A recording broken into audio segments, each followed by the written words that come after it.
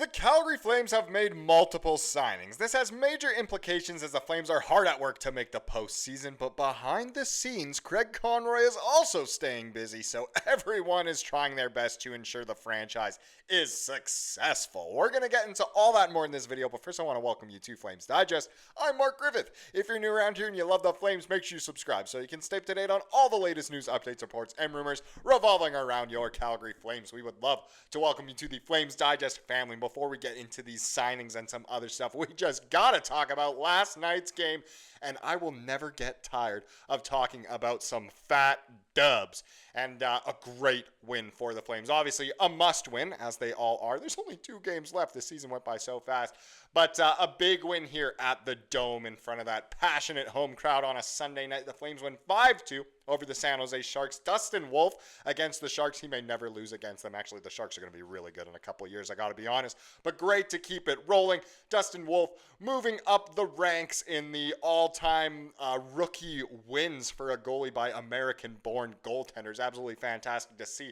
The offense obviously was fantastic. Anytime you have Dustin Wolf in net and score at least 4 goals, good things are going to happen for this franchise. Some players staying hot, new players getting on the score sheet. So let's get into the box score. Started at the top with the goaltender himself, the aforementioned Wolf. Oh, woo! He gave up just 2 goals on 30 shots, the .933 save percentage. Great game from him. It's unfortunate that he's probably out of the Calder race, but there is no denying that he is just the MVP of the Flames this season and really has had one of the best rookie seasons we've seen for a goalie in a very long time. Carried this team to the position they're in. What a season. What a game from him against his hometown team. Now, if we get into the players who got on the score sheet here, Sharangovich staying hot. 2 goals on the night, one of them being an empty netter, but still, he was honestly terrible all season. I know you guys in the comment section weren't happy with his play, seeming like a ghost out there at times. He was stuck on what seemed like 3 or 4 goals for almost the whole season.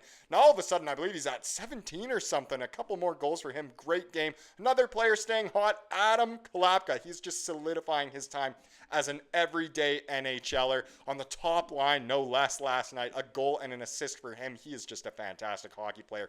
Weegs got it started with a goal in the first period, and Coronato kind of staying hot as well. He's been on the score sheet a lot lately as well. He gets a goal. Jonathan Huberdeau with a couple of assists, which is great to see. I know I said not too long ago, if the Flames make the playoffs, they really need him to be how he was kind of in December in that kind of a range so far for this season. Great to see him getting back on the score sheet with a couple apples.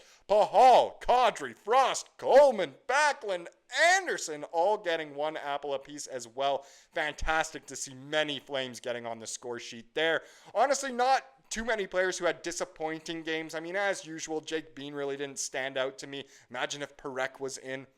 Maybe we could have scored more, but overall, a wonderful win, and obviously keeps the Flames in the playoff race. And we'll have some playoff implications later in this video, but first I wanted to get to kind of the title of this video. Talk about these sneaky signings, which some people argue it's not that sneaky. It's just what we love to call them here in the Digest Media Network. The bosses love the term sneaky good. But either way, the Flames have made a couple signings. 2 of them, well, there's 2, but one of them kind of expected. One maybe a little bit more under the radar, a little more sneaky, and it's this one here. So the Calgary Kid forward Carter King has signed a 1-year, 2-way contract beginning in the 2025-26 season, so obviously next season, with an AAV of $872,500 dues. Wonderful to see there. Obviously, a product of Calgary itself. He was the captain at the University of Denver, who maybe their season ended in a disappointing way this year, but still, to captain that successful of a team is so wonderful. As we love to do with these new signings, might be a little more unknown. What's he like? Well, let's get into the facts first. So he's just 23 years old. He'll turn 24 this offseason. Place of birth, Calgary, Alberta. Is there a better place to be born? Wonder if he was born at the foothills like yours truly here. But obviously, he's Canadian. He's a forward as well. He's 5'10", so not the tallest, but not, the worst height either, I guess. Weight 190, could put on a few pounds, but he is still young, obviously, just 23. Don't think he'll grow vertically at all, but he has the chance horizontally.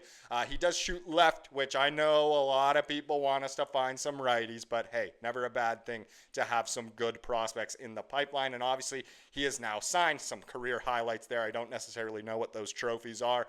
But at least he clearly is a bit of a winner if we get into some of his stats here. So Calgary Mustangs, 1 game, 1 assist. Great job over in the AJHL. He also played in the BCHL kind of before and as COVID hit the pandemic.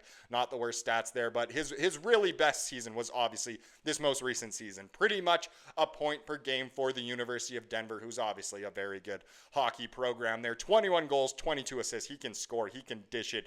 Great to have him as part of the organization, part of the pipeline. The fact that he's from here obviously is a huge green flag for this franchise that has struggled with players wanting to play here. So him being at home is fantastic. Seems like a great kid as well, very well spoken. So good to have him definitely in the pipeline. Wonder if he'll see any NHL time, but either way, not a bad thing at all to build up the farm a little bit. Wonderful to have him. Congratulations, Carter, if you're watching this video. Now, the other signing, maybe a bit more expected, but a good one nevertheless, and it is Arseny Sergeyev. So Arseny inked. We have signed goaltender Arseny Sergeyev to a 2-year, 2-way contract beginning next season with an AAV of $866,250. Boy, I wish I was earning anywhere near that amount. But fantastic to have, another good goaltender in the system. He could very well be a backup for Dustin Wolf in honestly the not too distant future. I know we obviously have Cooley, who cooled off this season for sure. He was very hot. Dan Vladar, if he stays, is a great option as well, but here is yet another one. Not bad to see there. If we get into his facts here, let me press the right one. There it is. So he's even younger. He is just 22, and as we know, goalies take a little bit longer to develop, so having, a younger goalie in the system is great. He is from Russia. We know how good Russian goaltenders can be. He's 6'3", 192 pounds. Great dimensions for a tendy, and signed for obviously a 2-year deal now with the Flames. He was actually a 2021 7th round pick, so it could end up being yet another steal for this franchise. I mean, I know goalies usually go later, but still fantastic to have yet another one ink an NHL contract. That shows that the scouting did their job. So nice to see him there. If we get into his stats now, his big season was this past season. I don't know why it's duplicated here on Hockey DB, but if you look at that bottom one there, with the Nittany Lions, Penn State, he had a very good season.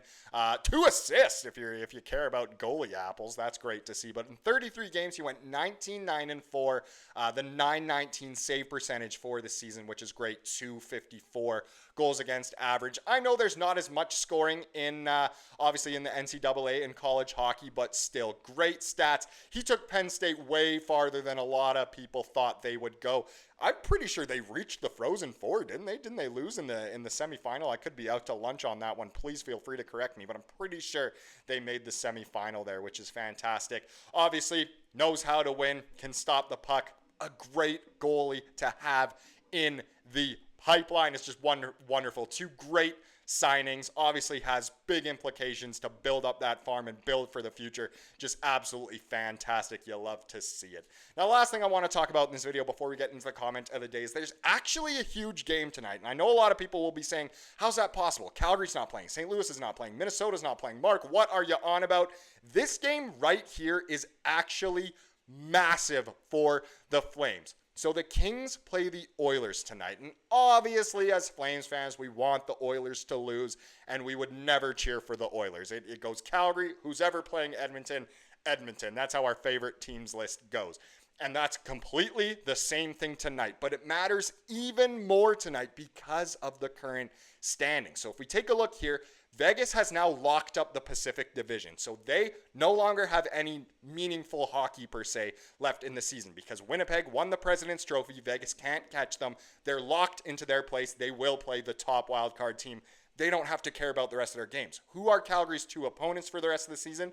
Vegas, so already a meaningless game for Vegas. That's good. If LA beats the Oilers tonight in regulation, then LA has locked up that second place spot, which means they will be at home, which means our finale against them also will be meaningless for the Kings, which is good.